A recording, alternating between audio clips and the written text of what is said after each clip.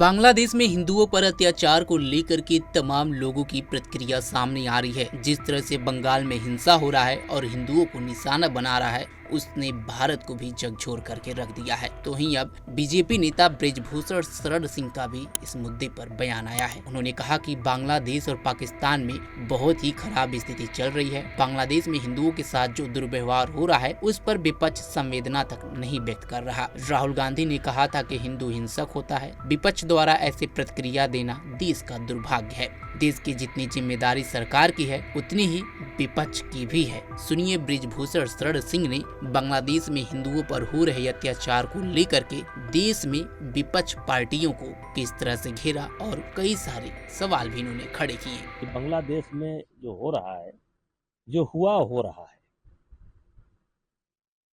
इसकी कितनी निंदा की जाए, शब्द नहीं है कि आज वहाँ हिंदुओं के साथ क्या हो रहा है। यही हालत पाकिस्तान की है, यही हालत बांग्लादेश की है। लेकिन उससे ज़्यादा दुखद स्थिति ये है कि हमारे देश के ये जो बड़े नेता हैं, ये मौन है। ये कुछ कर तो सकते नहीं, लेकिन संवेदना का एक शब्द भी व्यक्त नहीं करते। जैसे आज तक राहुल गांधी का हर विषय में बोलते हैं, लीडर अपोजिशन भी है, लेकिन एक भी ट्वीट उनका बांग्लादेश के हिंदुओं के बारे में नहीं आया। और बल्कि आपने देखा होगा कुछ दिन पहले इन्होंने हिंदू हिंसक होता है एक बयान दिया था, जो ये चुनावी शोर शराबे में दब गया।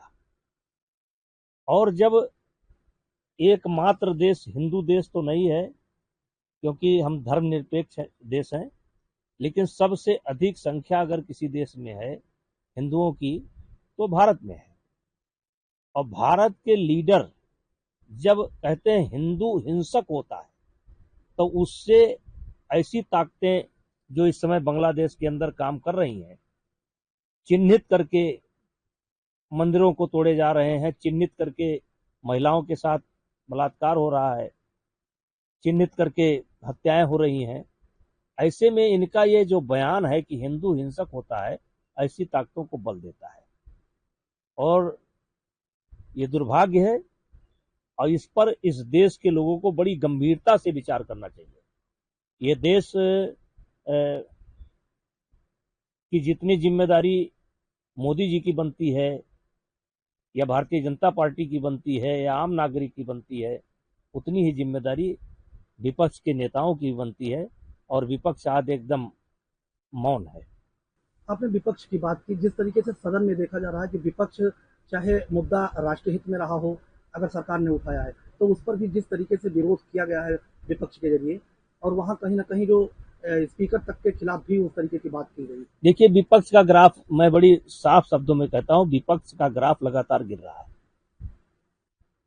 काफी सीटें मिली थी, देश की जनता ने इनको सीटें मिली थी, लेकिन जिस प्रकार से ये विपक्ष जो है गैर जिम्मेदाराना व्यवहार कर रहा है और हर मसले को ये राजनीति के नजरिए से देखता है, इससे विपक्ष की साख डे बाई डे गिर रही है।